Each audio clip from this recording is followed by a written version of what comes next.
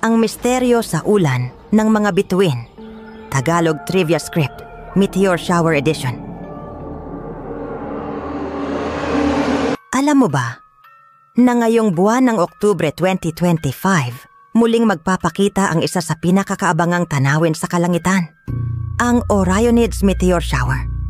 Tuwing Oktubre 20 hanggang 22, inaasahan ang pinakamataas na bilang ng bumabagsak na bituin, kung saan maaari kang makakita ng 15 hanggang 20 meteors bawat oras kung malinaw ang langit at malayo sa mga ilaw ng syudad.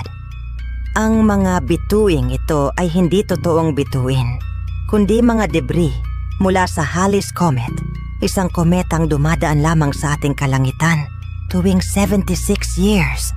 Sinasabing ang bawat meteor shower ay parang paalala ng pagdaan ni Halley's Comet na tila mga bakas ng isang matandang bisita ng ating kalangitan. At kung sakaling mapatingala ka ngayong gabi at makakita ng isang bumabagsak na liwanag, tandaan mo, hindi lang ito basta falling star. Isa itong piraso ng kasaysayan ng kalawakan na muling bumisita sa ating mundo.